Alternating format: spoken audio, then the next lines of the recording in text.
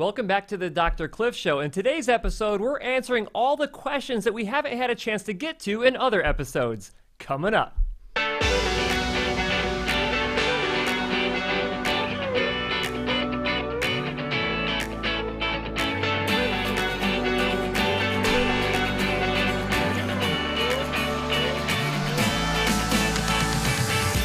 We are back live for another episode of the Dr. Cliff Show. I'm Dr. Cliff Olson, audiologist and founder of Applied Hearing Solutions in Phoenix, Arizona, and I am joined today with two co-hosts. Well, my name is Rachael Cook. I am also an audiologist at Applied Hearing Solutions, so thanks for joining us today. And we also have... Hi, I'm Kelsey Beck. I'm the audiology resident at Applied Hearing Solutions, and typically I come on just at the end of the show for our Q&A session. However, today we have a very special episode because we've had some issues with our internet. We're doing a full Q&A today to make sure that we can address some of the questions that have been asked throughout other episodes, and so that's why you have me all throughout the show today. Exactly. All right. So we just did that 6-part series covering all the information that you could ever want about all of each major hearing aid manufacturer. And like Kelsey said, many of these videos didn't go live, but we still ended up with great questions on these videos after the fact. So we decided we'd compile them all together and get you some answers to some of these great questions. So if you haven't already, make sure that you like and subscribe to the channel so that you never miss any of our newly released videos and our podcasts. And hopefully we'll be going back live here shortly. Yeah, let's hope so. But, let's jump into our sponsor right before we kick off the Q&A. So at this point, you've probably heard me talk about the Soundwave Sontro over-the-counter hearing aids. And if not, here you go. So the Sontro is a receiver in canal design, and it is intended for adults with perceived mild to moderate hearing loss. It utilizes their Auto-Tune smartphone app, which allows you to test your hearing and uses artificial intelligence to customize your initial programming. The app will also let you make self-programming adjustments to your Sontro over-the-counter hearing aids to help you optimize their performance. These adjustments include different programs you can switch between, an equalizer, noise reduction, and even feedback cancellation that you can adjust from the comfort of your own home. Not only that, but you can also get 1 month free of auditory training from Amplify, a digital hearing health program that helps your brain process auditory information better. Personally, I am a huge fan. I know you guys are huge fans of auditory training because it is one of the easiest ways to improve your performance with hearing aids. Now, if you would like to learn more information about the Soundwave Sontro over-the-counter hearing aids, you can go to hearsoundwave.com, or you can check out my review of these on YouTube and see them on my website, hearingup.com. All right. Well, thank you for that lovely sponsor segment right out of the gate, but I think it's time to answer our first question. So our first question actually comes from G. Critchley Music, and I hope that I am pronouncing that correctly. But the question is, I had a local fitter, hearing aid specialist, tell me that real ear measurements don't matter with newer models like the Widex Shear, which he claims have REMs built in. Is there any truth to this? Vein just exploded in my head. So I'm going to have to let you take this one right out of the gate so I don't have an aneurysm here. Okay, well, all right. Let's start with, first of all, what are real ear measurements? So real ear measurements are when a hearing healthcare provider takes probe microphone tubes and places them down in each ear canal. And these probe microphone tubes are able to measure the exact amount of amplification that's coming out of your devices while they're actually in your ears. And given the fact that every person is different, everyone has different size ear canals and shaped ear canals, it's really important to get these real ear measurements done because what's going to work for you isn't necessarily going to work for somebody else. Widex has a feature in their fitting software called a sensogram, and we actually have a graphic of what this looks like within the fitting software. And when you are going through this sensogram feature, basically it's something called in situ audiometry, which just means that you're essentially taking a hearing assessment or hearing screening through the hearing aids in real time. And Widex does say that this has a lot of research behind it and the ways that they have validated it in their clinical research studies. But I think that it's really important to know that these are two very, very distinct measures and procedures, and you can do both of them if you'd like, but to say that one is the other is not correct. And this is something that isn't just with Widex. There's stuff we'll be talking about later today, which is feedback management. It's something where your hearing care professional will put the hearing devices inside of your ears, and they will actually be playing sounds to you. And so when you say, hey, did you do real ear measurement on me? They'll say like, yeah, we did that. Remember when I was playing those sounds inside of your ears? So they're basically tricking you into thinking that they actually did it. Now, this particular question, so we can be extremely contextual to this, is that I believe, and Chris, can we pop that back up on the screen again, the question? This particular question from G. Critchley Music, he was saying that, let's see, that has REMs built into it. There is no hearing aid that has real ear measurement built into it. There is something called auto REM. So a lot of hearing aid manufacturers now, they're having this set up to where you can physically set someone up like you're going to be doing real ear measurement on them, not actually run it yourself as a hearing care professional. You hit basically the start button and the machine does all the work, and it will verify that you're hitting your prescriptive targets. I'm not comfortable relinquishing that power to a computer. I like to know exactly what I'm doing and being able to explain that to a patient along the way so they can ultimately understand it. But real ear measurement is not something that can be done automatically inside of devices. There has to be someone there who administers it. Yeah, definitely. And I think the important piece of that is having someone who's administering it who knows exactly what they're looking at when they are administering it, because you can administer a test all you want, but if you don't know how to utilize the measurement, or if you don't fully understand exactly what it is you're doing and why, it can still be a disaster. So the level of knowledge is also incredibly important in something like this as well. And I wouldn't say that there's any like one way that you have to do real ear measurement. There's multiple ways that you can go about doing it. But when you look at it, you really want to make sure that you're doing a couple of things. Number one, you want to measure at a 65 decibel input signal. So that's average level speech matched to that prescriptive target. And then you also want to be matching to loud level prescriptive targets and soft level prescriptive targets. If you look at the AAA best practice guidelines that were published way back in 2006, they'll say you have to check these different input levels. You can't just do on one input level. So it's really important that you actually know what's going on with this. And this is the reason why I even made a real ear measurement video back in 2000, I think it was 2007. In my first 6 months of making video content on the YouTube channel, I had made a video about like what is real ear measurement. In fact, I think I titled it "The Most Important Thing When It Comes to Hearing Aids." That is the title of the video.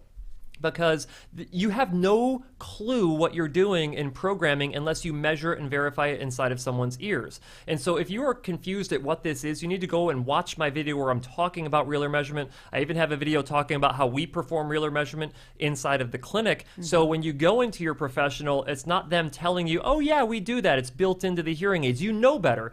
But you have to actually read and watch the information so you know what real ear measurement is. Otherwise, there is this chance that someone could try to take advantage of you, just like someone was trying to take advantage of Mr. G or Mrs. G. Critchley Music. Yep, exactly that. You have to have this test done to really know. And to Kelsey's point too, I have had patients that have come into the clinic that said, I did have real ear measurements done, and they're printed out and they're right in front of me, and I go, wow, this looks like garbage. So she's exactly right.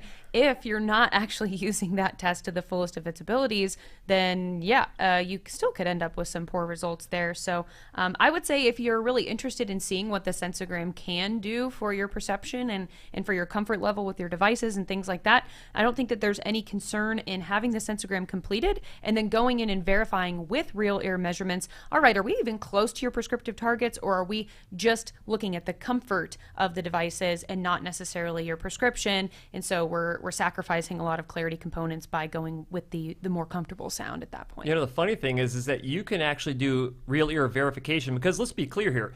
You're just verifying what you're programming in the hearing aids for the patient. Yeah. So you could technically leave it at the initial first fit settings, which is basically your provider hitting the auto program button, which you could do at home yourself, you know, with devices you purchase online. Or you could go into a hearing care professional who does real ear measurement and doesn't just record what those first fit settings are, because you could do that. Yeah, you could. Right? But if you don't make adjustments to match prescription, or at least get as close as you can reasonably get to prescription, it really doesn't mean anything. Like you could have we could be horrible at real ear measurement if we really want to be. Yeah. Right? So that comes back to your point, Kelsey, is that you actually have to actually know what you're doing. Otherwise, it serves you no purpose. It has no value. Exactly. Yes, most definitely. So hope that answers your question.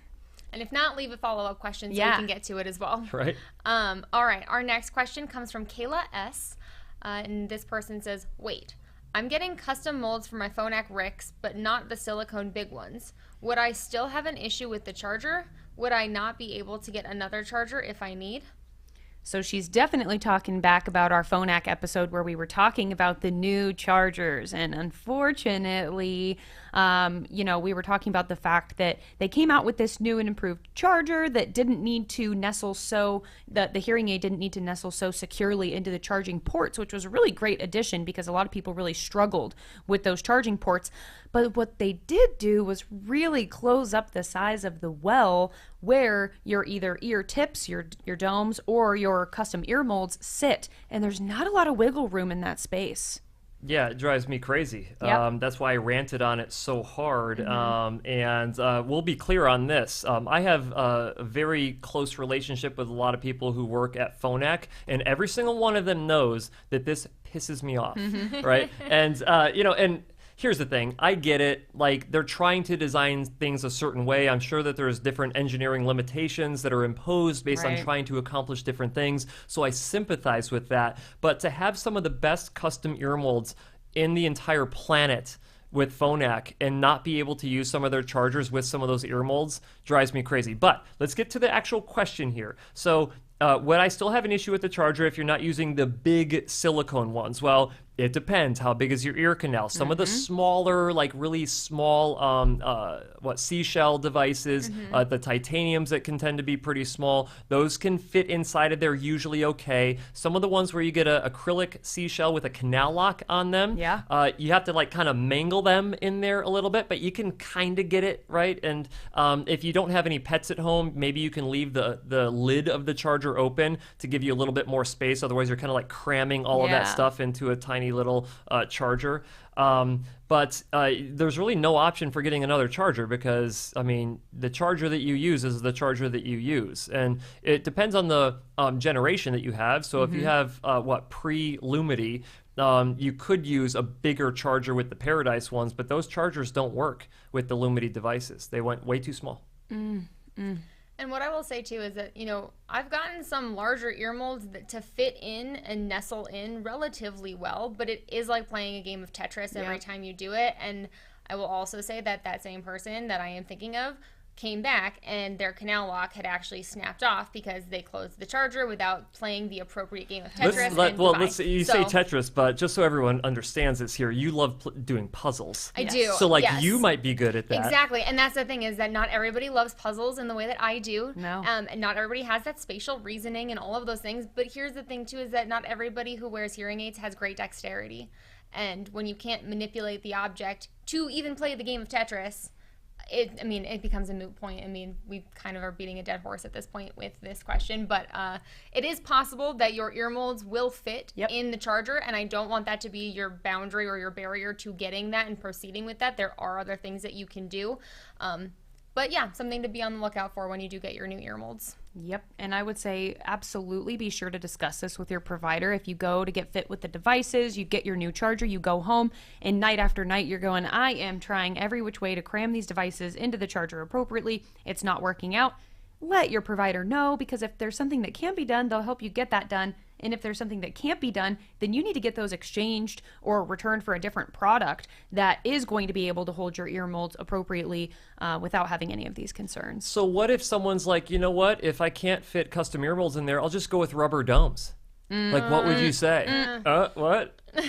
That's going to be a no-go from me. Is that a hard no on that? There's generally a reason why the acoustic coupling that has been selected by your hearing healthcare professional has been selected for you. And a lot of times this goes off of the prescription that your hearing loss requires to be able to aid your hearing loss appropriately. So switching from ear molds to domes just because of the fit issue in the charger, most certainly not a great idea. So really what you would recommend instead is that you switch to a different brand of hearing aid that you can still stay in a custom ear mold rather than stay in a Phonak one if you're forced to use a rubber dome. Yeah. Yeah. The potential that you give up too much benefit is just too high. Yeah.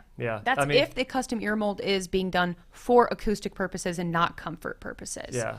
Yeah. Because if the custom ear mold's not necessary, quote unquote, you can reach your targets effectively with domes, but for comfort reasons, one way or another, you just decided, well, I just want a custom ear mold. Okay, well, at that point, you could say, okay, fine, I'll give up the custom ear mold and go to domes. Right. But if you need it from an acoustic standpoint, then no. So now this is turning into the Dr. Cliff Q&A to you two. Yeah, I know. So if a provider is like, oh no, you'll be fine with this power dome inside of your ear instead of this custom ear mold that has a ultra power receiver, what would you say to that then?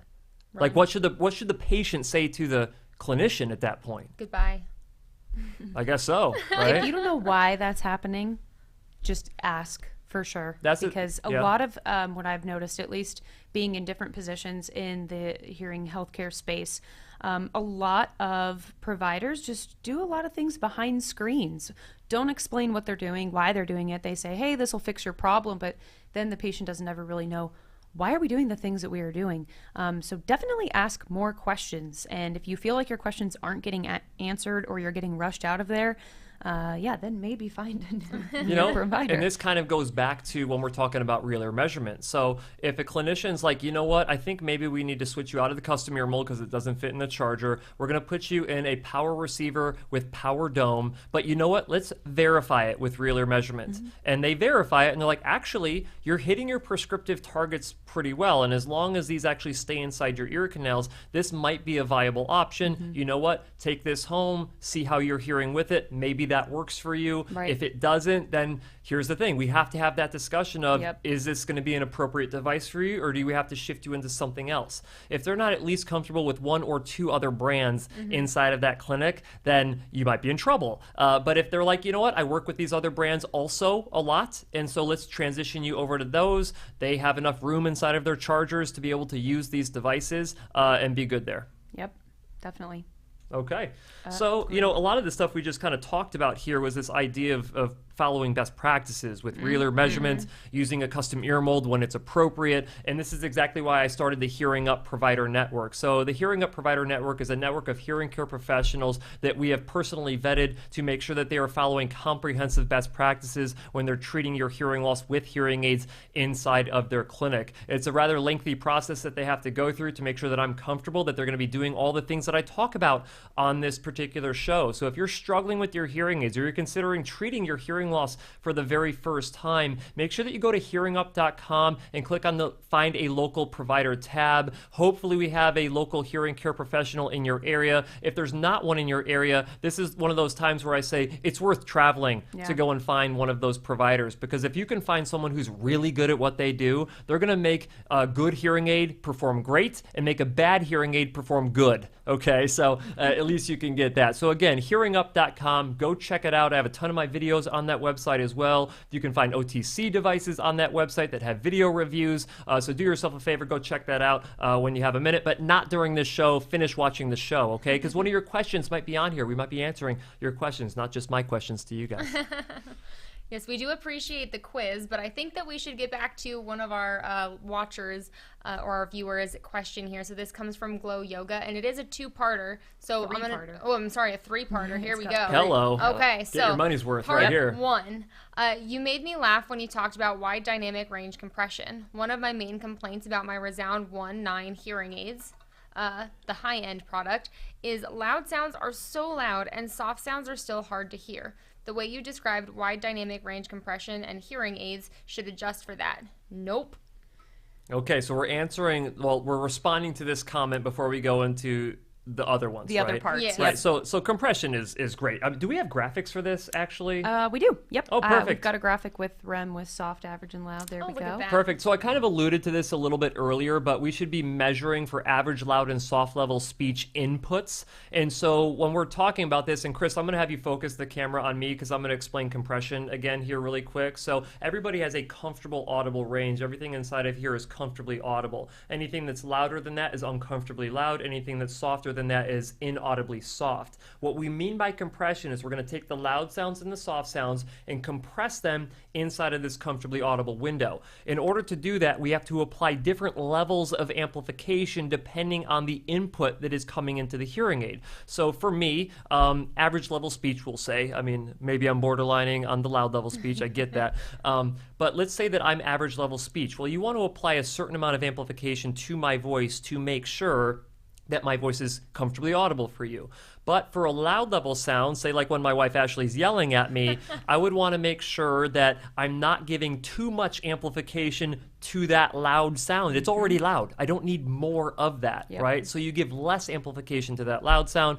And then if my wife is whispering sweet nothings into my ear, I might want a little bit more amplification on that so I can actually hear what she's saying. Right. Usually it's positive things, sometimes it's negative things. It is what it is, right? You gotta hear it all. Gotta hear it all, right? Take the good with the bad, okay? Now, let's go back to that screen here where we show the compression settings on this. Now, that middle purple curve right there, you can see that we're matching the hash mark line with the solid purple line. That means we're meeting the prescription for average level speech. But the top red hash mark line, that would mean that we don't want to really exceed that hash mark line with the red curve, because that would mean that we're over amplifying loud sounds. And then the bottom curve, which is in turquoise, we want to make sure that we have that solid line boost up as high as we can to the hash mark turquoise line, meaning we're amplifying soft sounds loud enough. So for Glow Yoga, you know, it sounds like he or she is having difficulty with certain sounds being too loud. Yeah. And so if you don't have compression on the loud end dialed in, where you're giving less amplification to the loud sounds, she's probably hating the way that's coming across. Most definitely. And if your provider had not tested your uncomfortable loudness levels either, and made sure that you didn't have reduced uncomfortable loudness levels, and these are the levels at which sound becomes so uncomfortably loud that you don't want to hear it anymore. And if you have any of your settings in your hearing aids surpassing your uncomfortable loudness levels, well, now loud sounds are coming through most definitely far too loud for you. So I would say that I would be very interested to know if real ear measurements were ran, and if they were ran at various presentation levels, including soft and loud, not just average level speech. Right, and so we also have the idea of like fast-acting compression, right, for like impulse sounds. And ReSound has the ability to do that too, but they have different levels of it. So we would want to make sure that that's dialed in. And then really for those soft sounds, this is honestly, so the majority of people who struggle with hearing, what do they say? They have difficulty in background noise, and they have difficulty understanding soft-spoken people. Soft-spoken people. So if you don't get the loud inputs right, you end up running into issues in loud environments. Yep. If you don't get the soft inputs right, what do you run into issues with? Now I can't hear my soft-spoken partner across the room. Right, and sometimes that's a good thing, but most of the time that's bad. Right. Okay? Like you want, like I said, you got to hear the good and the bad. You got to hear the good and the bad. Hearing both of it. That's right. Both sides. So if you don't get that soft compression up, I would literally. So we just got done talking about custom ear molds. So one of the biggest issues that we have with rubber domes is that we can't apply enough compression on soft level sound. Well, you're just segueing perfectly into part 2 of this question. Holy cow. Okay, move on. No, this is perfect. This is perfect. So I'm going to read part 2, which states also, I have closed domes and I'm still getting whistling. Another thing I don't like is how loud I sound when I turn it up to hear those soft sounds that I need to hear. I could go on and on about that. I wear these every day from the time I get up until I shower in the evening, and even my tinnitus seems worse. Don't worry, Glow Yoga. We're going to go on and on about it for you. Yep. All right, yes, back to the idea of like these domes. Yep. That you're still getting whistling with. Yeah. So, I mean, sometimes closed domes can retain in enough sound to boost up the soft level of speech. Sure. But this is another case of like, you have to verify that that's actually happening. And my guess would be is that that's not happening here. No, definitely not. Yeah, the acoustics of everybody's ear canal is very different. So, for example, I have teeny tiny ears. And so me and Glow Yoga may have a very similar hearing loss that would require similar prescription to be met. However, my ear canal is going to boost more sound on its own naturally because it's much smaller. Now, if Glow Yoga has a larger ear canal, a dome might have been appropriate for me to trap in enough sound, but a dome wouldn't be appropriate for her to not only trap in enough sound, but also to not leak sounds out that's just going to turn into that feedback, that whistling. And so again, that acoustic coupling, if you mess that piece of it up, you're really just in this dark hole, and I'm so sorry that this is happening to you. Why? Because what do some providers do if you get whistling on a hearing aid? You don't change the dome. What do? They just yank the gain down on Yeah, the device. you turn down the amplification levels for soft level sound. It's did the whistling go away? Yeah, it went away. Great, but problem solved. But now you can't hear anything. Oh, wait, what? Yeah, exactly. You can't hear anything now? Now we've compromised all of your clarity for the things that you said were your biggest issue when you first came in, which was soft-spoken speakers, individuals at a distance from you, moments when you don't have full access to visual context clues. You're still going to have that problem. The feedback will have gone away, but you will go, why am I still struggling in these same exact instances that I was struggling in previously? So let's talk about the other side of this question here, which is she can actually hear some of these soft sounds, but what happens? Then her own voice sounds a lot louder. Right. Why would that be? Because when you increase the volume on your hearing aids, you're increasing everything. And so the manipulations and the adjustments that your provider can do are frequency specific. So if you tell me, hey, I need just more clarity, everything's loud enough, I just want some more clarity, I would boost a very specific frequency range just to give you the more clarity without increasing everything. When you increase it on your own, your voice just, everything gets louder all at the same time. Your own voice is the closest thing to that microphone. And guess what? Your voice is often read as a loud input to your hearing aids because it is so close to your ear. Yep. And so if you have your compression incorrectly programmed in those loud outputs, well, guess what? Your own voice is also not being compressed into your comfortably audible window either. And so now everything is uncomfortable and you're getting the whistling on top of that. So it sounds very much like you really need some verification and some custom ear molds. The funny thing is that you could have your loud level compression perfect. You could have your average level amplification perfect. But if you have your soft level amplification and compression not right and it's too low, well, you can turn up the volume on everything, and now everything, even though things were perfect at one point, you've turned everything up and it's just too loud for you for any average or loud level input, which is your own voice, right? And you still can't hear and understand soft level speech potentially. Right. So that's a disaster. I know. There's a I lot just going feel on bad. in this one. I know. There can't be a third part. There's a third part to it. There certainly is, but I think it helps tie everything together and kind of prove what we're saying in when we're saying that we need a higher level of verification and we need to make sure that this person, whatever decisions are being made on their behalf regarding the acoustic coupling on their devices, I would just love to have this person. We see patients like this all the time that walk into our clinic that go, I'm having this problem and this problem and this problem. Turns out they're all generally pretty interrelated with one another and we can fix a few things and they're like, oh, huzzah! That's exactly what I needed. Huzzah? Huzzah! I don't know if I've ever gotten a huzzah in real life, but pretty close. Oh, man, I bet you get one now. I hope so. Everyone watching the show who comes to see you is going to be like, huzzah! So if Glow Yoga comes on in, huzzah is your keyword right in here. So to go into part 3, since we do have a nice tie-in here, part 3 states, they are better than nothing, but not what I expected for a $7,000 pair of hearing aids. I'll go mid-range or low-end next time, and I suggest to my friends that they do the same. Yeah, well, I wouldn't be surprised given the experience that you've had thus far. I would not be surprised that you'd look at, the price of treatment there and go, this probably wasn't worth it for me. And it sounds like your treatment just was not delivered appropriately. Man, if anyone ever tells me in my clinic that well, this is better than nothing, I think I would just want to crawl into a hole.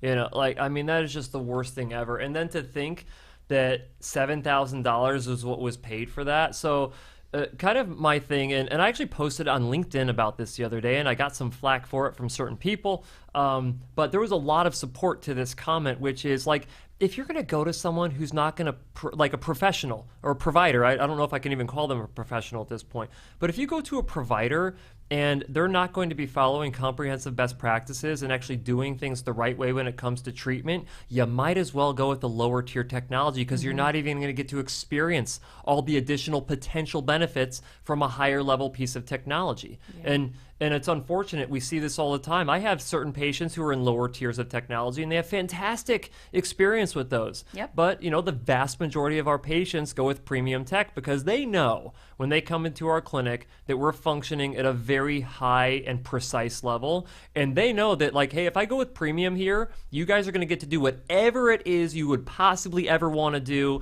And if that even adds to 1% improvement in my overall performance, it's worth it. Yep. Okay? But it is not worth it if you go to someone who's not going to do verification, not going to do test box measures, is not going to do validation, not going to do speech and noise, not going to discuss custom Earmolds, is not going to discuss assistive listening devices, and all of that stuff.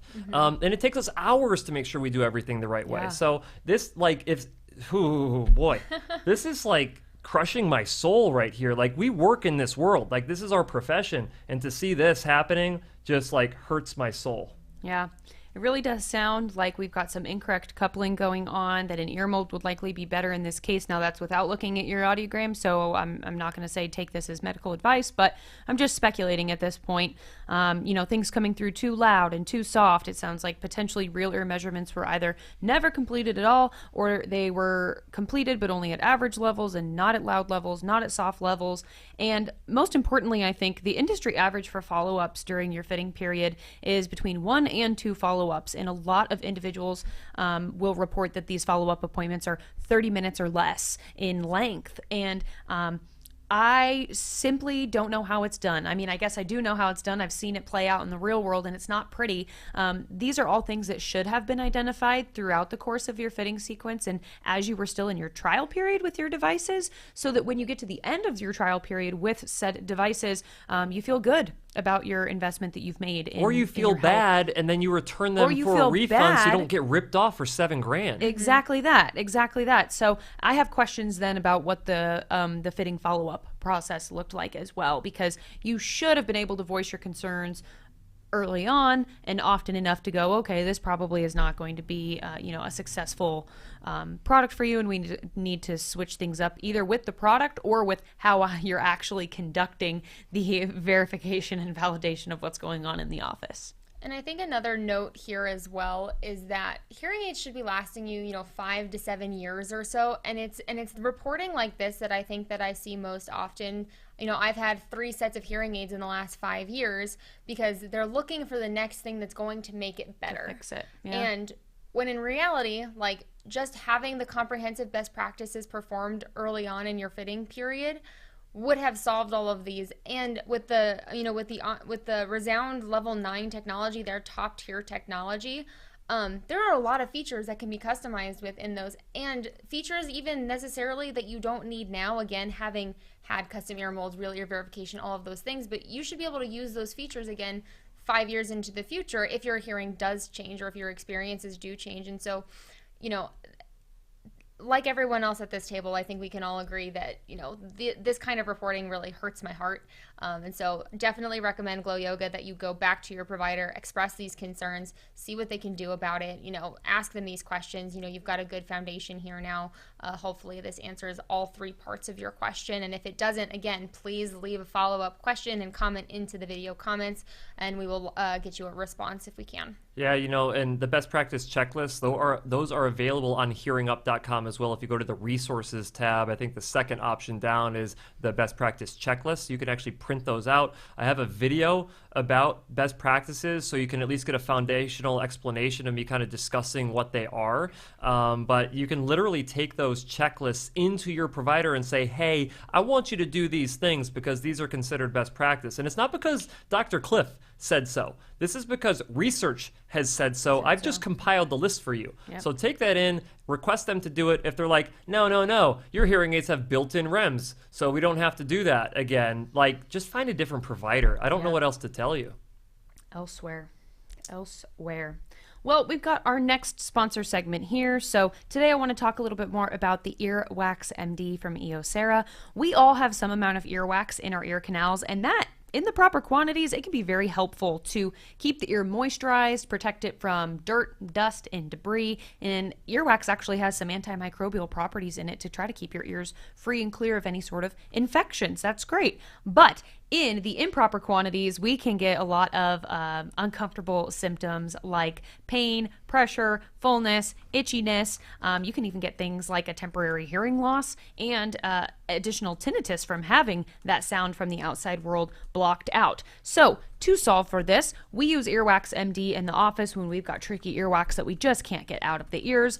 Earwax MD uses sodium and potassium bicarbonate to help break down wax. It also uses glycolic acid to exfoliate dead skin cells from the ear canals to help that wax get off of those ear canals. And it uses glycerin to help hydrate the canals, allowing that wax buildup to slide right on out.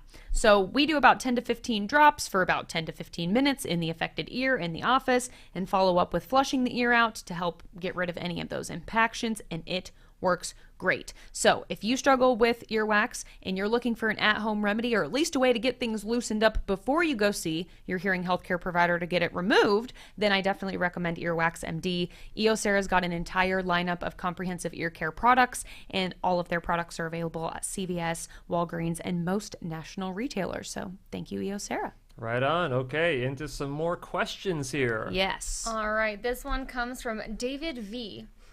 Just had a hearing test at the VA, and I'll be receiving the Evolve AI 2400s in about a month. My question is, as long as my Android phone is ASHA compatible, is there any difference between using these hearing aids with an iPhone versus an Android? Any benefit the iPhone has that an Android won't have?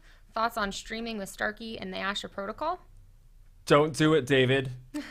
Run the other way from your Android phone. I'm an Android user. This is my Android phone. I love Android. Okay, I'm sorry. I'm an Android fan. Okay. Yeah. So sorry, we won't not hold sorry. it against you. Right. I have an will. iPhone too because I got to test out functionality. You'll hold it against me. I will hold it against you. So I have an iPhone too because I want to test out functionality of different devices that I test all the time for reviews, and I can tell you, ASHA protocol sucks. It's not great. Compared to made for iPhone Bluetooth. It's okay. not great. Do the made for iPhone Bluetooth if you're going to go Starkey. If you're not going to go, if you don't want to get rid of your Android phone, then you might want to consider going with a different made for any phone device like a Phonak or a Unitron. I'm not even sure that Unitron has a contract though with the VA, do they? They do not. I don't think so. I think it's only okay. Phonak. So you'd have to consider Phonak for that. All right. Now, I want to say this in a way that I'm not like making a recommendation to you on devices specifically, because if your provider has determined based on things that you've told them that Starkey is the most appropriate device for you that solves as many of the problems that you have, like, and it's just the best option, then you might want to consider switching to iPhone. But I was just reviewing the new Starkey Genesis hearing aid, and I'm like, okay, they surely have the ASHA protocol working smoothly with these. It was garbage. Yeah. It was like hot steaming pile of garbage. Ouch, that's like harsh. Like I get it because I love Starkey. Like I do. I love Starkey, but the Bluetooth from the ASHA protocol is garbage. Yeah. Yeah. And what I will say is definitely too, I mean, Bluetooth is not the reason most people get hearing aids. There's a lot of other things that go into needing hearing aids, and the hearing aids are good hearing aids for what they're designed to do, which is to help you hear. But if Bluetooth streaming is a really big deal for you, I would consider moving elsewhere, because if that's the thing, that is a thing that happens to us all of the time, where people come in and don't want a specific kind of hearing aid after having so many issues with Bluetooth. It does exist. It does happen. And I don't want you to necessarily be in that pickle either, David. Right. There's we're in a weird time right now. So Starkey just released a newer hearing aid, and here we are, I mean, a month ago. Oh, no, we'll be receiving an Evolve AI in about a month. So that's probably like here within the next week or two, based on when this question was posted on the Starkey episode. Yeah. Because what was that, last week? Mm-hmm. Okay. Yep. Last week. So 3 weeks away, and I don't know when they redo the contracts, because the Every Genesis 6 months or so. So May and November. May and November. So the Genesis won't be available at the VA until May. At least May. Okay, you're talking a month. Yeah, I'd hold out on that one. However, getting back into the VA is going to be a little tricky. So I don't know. Sketchy deal. I know. Yeah, you know all about the VA and how that works. Like, what happens when they recommend new tech, or they recommend new hearing aids rather, but that tech is considered last generation almost by the time that you actually start wearing it and get the device. Yeah, I mean, it definitely has happened, and I think that's not exclusive to the VA. There are many private practice independent clinics that will, dispense a product, get a patient fit, super happy with them, and 3 weeks later, it's like, oh, the launch of this product, and you're just like, oh man. Oh, and by the no. way, we still can't even get it until we redo the contracts. Yeah. Oh, yeah. That's great. No, completely. So I think that if you're still within the return window, which return windows and exchange windows look a lot different for the VA than they do in the private sector, then if you know that that device has become available and you have questions about when is this going to be on contract and can I put a bit of a pause on my treatment for 3 weeks, 4 weeks, I wouldn't push it any longer than that, though, because I'd rather you just be in previous level tech or previous generation of technology than waiting a year for the newest, stuff. But don't let that deter you by any means. I think ultimately, if we go back to the root of this question, which is, what am I sacrificing going with a made for iPhone product when it comes to me having an Android? Yeah, it's just not going to be your best option. And there's a couple of features and things that you are missing out on. And one of those, most notably, is going to be that two-way audio streaming. So recently they added in the two-way audio streaming for most made for iPhone hearing aids, which was great. And if you go with a made for any type of phone hearing aid like Phonak, you can get that two-way streaming for phone calls and things as well. But if you go with an ASHA protocol device and you have an Android, then you don't have two-way streaming, and that's not fun. And I think we might be underselling like how cool two-way audio is, and it's actually better with made for iPhone devices than it is even with Phonak, because like with Phonak and Unitron, with the made for any phone, they use Bluetooth Classic, which I think has a higher sound quality from a streaming perspective, even compared to the Bluetooth Low Energy that you can use with direct with an Apple device. But I really feel like the calling aspect of it, you can toggle on and off that feature. So if you want to be able to talk into your phone like this because you're in a noisy place and the person can't hear you talking and have it go through the hearing aid microphones, you can switch that off if you have an iPhone, right? But it's really cool. I mean, you can answer the phone, you can reject phone calls, you can hang up on the phone call just by completely hands-free. I don't want to say completely hands-free. You have to touch your ear to do it. But having that capability requires that you use an Apple device. Yep, most definitely.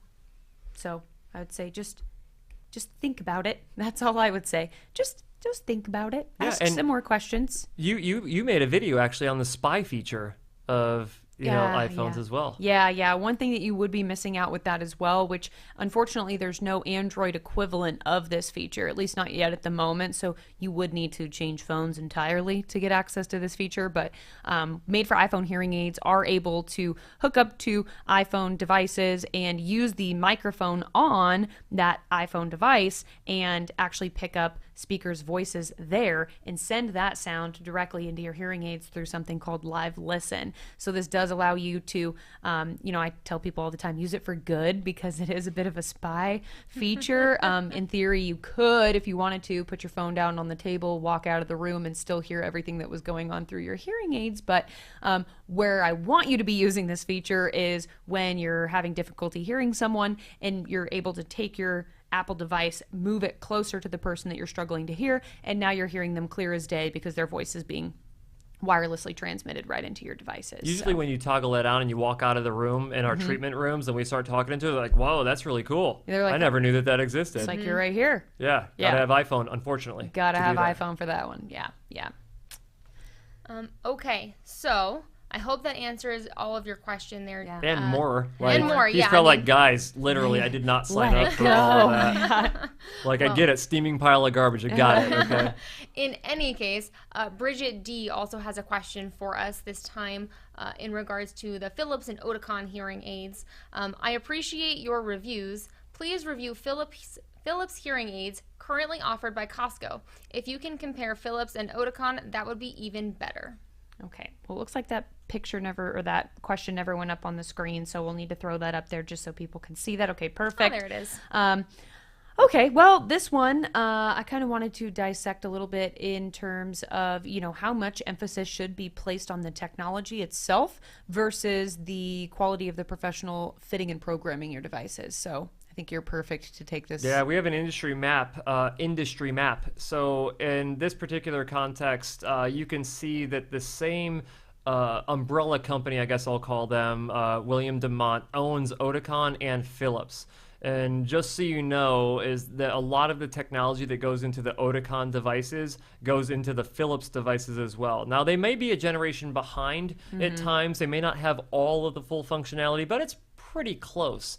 And I get people requesting a lot for me to review the Phillips, and I just don't see the point of it, really. I think some providers at Costco should review their products and put the information out there to help you understand what they've got going on with their devices. And I do a lot of videos talking about what products are available from Costco.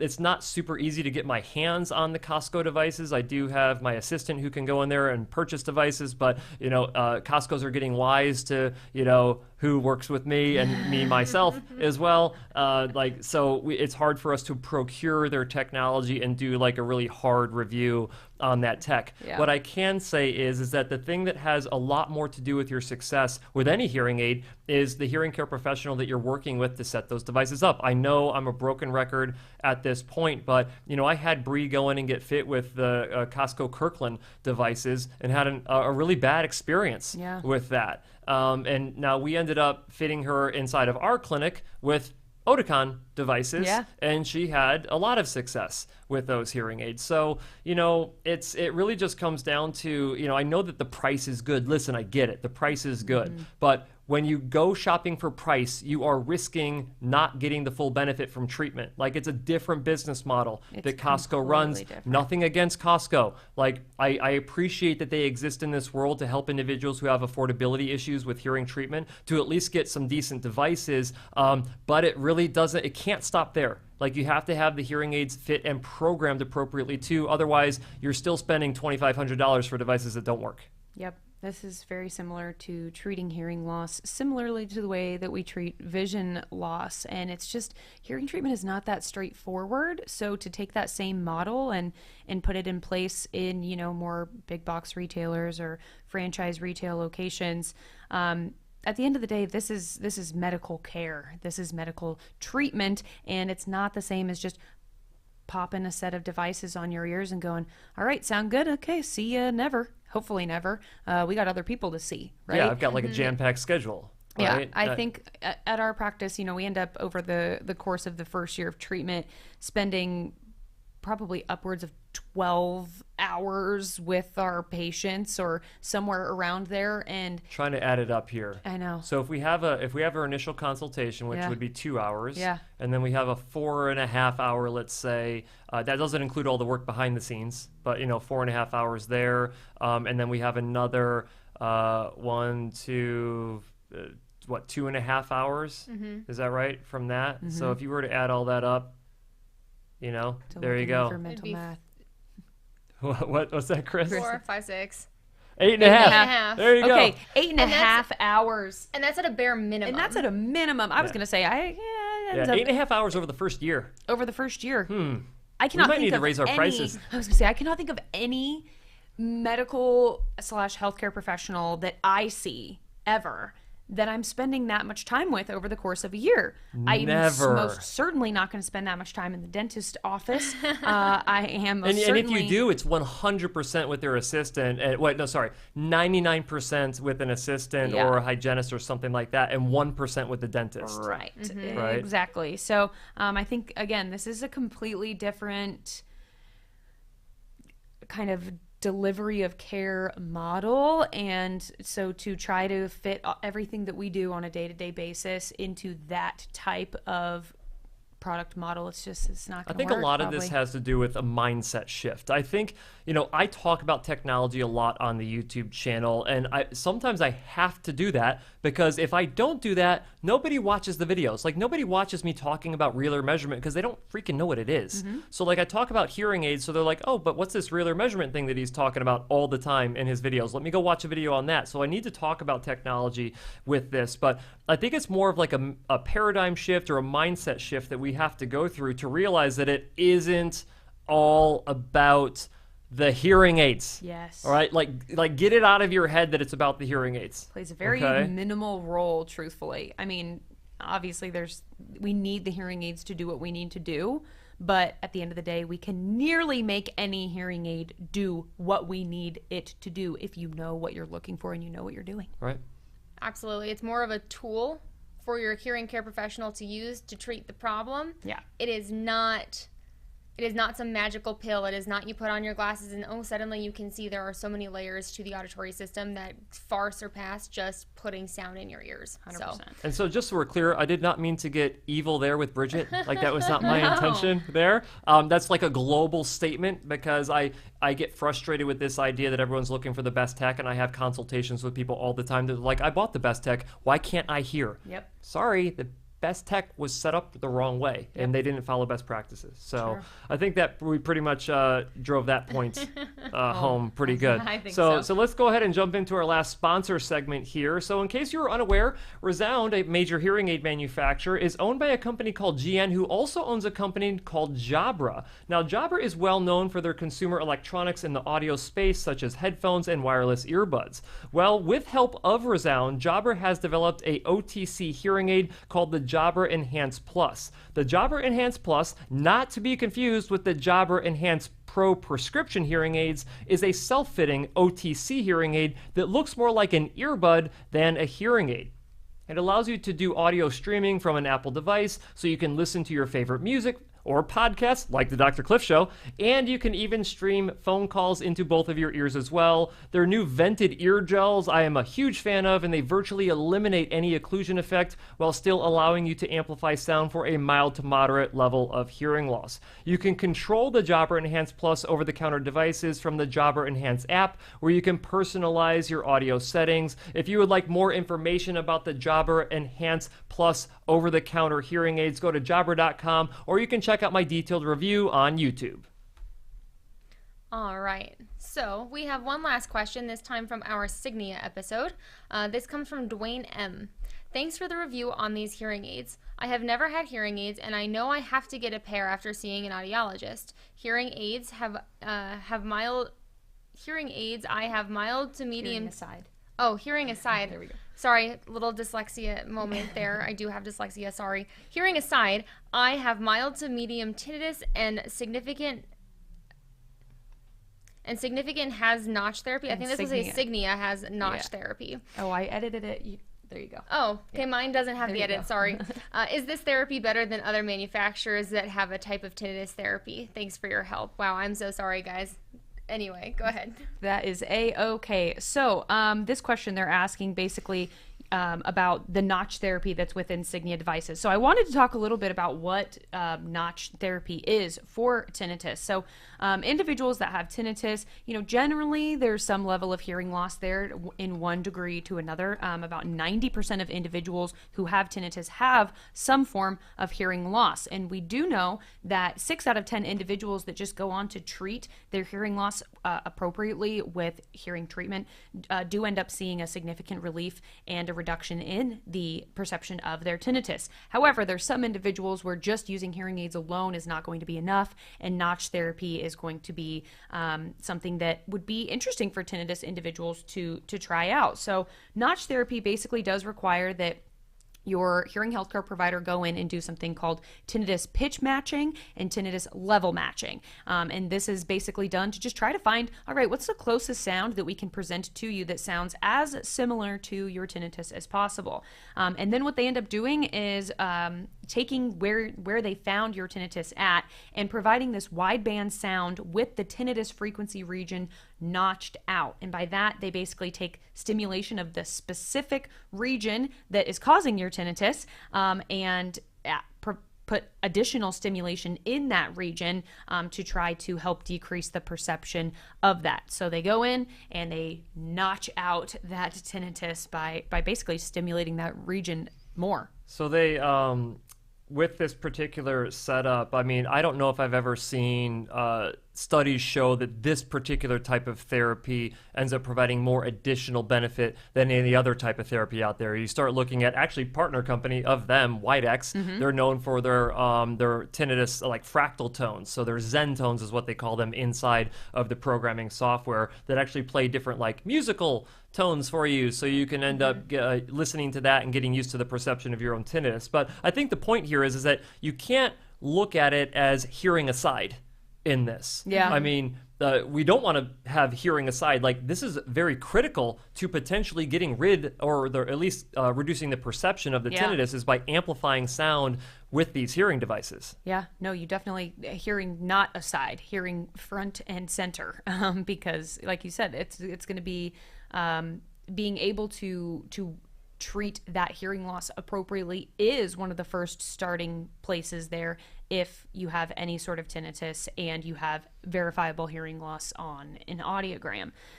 Now, if, let's say, this individual had no hearing loss at all, they truthfully just had tinnitus and their audiogram was all within the normal range, then yes, the use of sound therapy, whether it be through any other type of background sounds, interesting sounds, soothing sounds, would most certainly be effective, and Signia notch therapy may also be effective in that. But like you said, hearing cannot be a side. Yeah, and I think this is an interesting play. I mean, everyone else kind of wants to stimulate hearing, across the entire frequency range. I think it's interesting that they notch out amplification in the center frequency of your tinnitus. They're basically amplifying just adjacent areas of the basilar membrane to try to get rid of that perception. So I applaud literally any manufacturer that's willing to do something a different way, because for some people, I guarantee you that notch therapy works and works really well. And then there's other people who it doesn't work for. But you know what? Until you actually test it and try it, you'll never know. Well, and I think that definitely goes into what we've been talking about in general, is that hearing is so much more complex than just putting sound into your ears. And perception plays a very large role in it, especially when you start getting into tinnitus, because tinnitus, while a symptom of hearing loss or some other kind of pathology or a side effect or what have you, tinnitus is not in it of itself the disorder. It is the symptom of something else that's going on, and so everybody's going to react and respond to that symptom differently. And then it's your provider's job to then approach that in as many different ways as needed until we can find something that's going to help and to mitigate it. And it may not be just the hearing aids themselves, right? Yeah, it could be a whole host of things. Even something like your diet can really affect it. And so it's just one of those things. It's like definitely not hearing aside, especially if there is a hearing loss on top of a tinnitus presentation. But again, everybody responds so differently because everybody's perception is different. That is right. So hopefully we got that. We talked a lot about the tinnitus, so we put the hearing aside for a moment, and then we brought it back on that particular question. Still a fantastic question. I greatly appreciate that one. But okay, what are we actually going to be talking about next week? Next week, we are actually going to be doing a Grand Rounds presentation. So for those of you who are not familiar with what a Grand Rounds presentation is, it is essentially us talking about some difficult cases that we have seen, some challenges that they presented to both us and to the patient themselves. And so we're going to go through kind of a decision-making process, why we chose specific treatment options, and what we did from there on out, dealing within the perception of each individual. So it'll be really, really interesting, and we're really excited to get to share some of our experiences with you guys. Yeah, you do not want to miss that, whether it's live or recorded, to be honest. So if you're catching us weekly, on Wednesdays, we're supposed to be going live at 4 p.m. Arizona time. If you don't catch us live at 4 p.m. Arizona time, we should be able to post these episodes the next day. But again, we greatly appreciate you spending time with us today whenever you're watching this. And as always, we'll see you next week.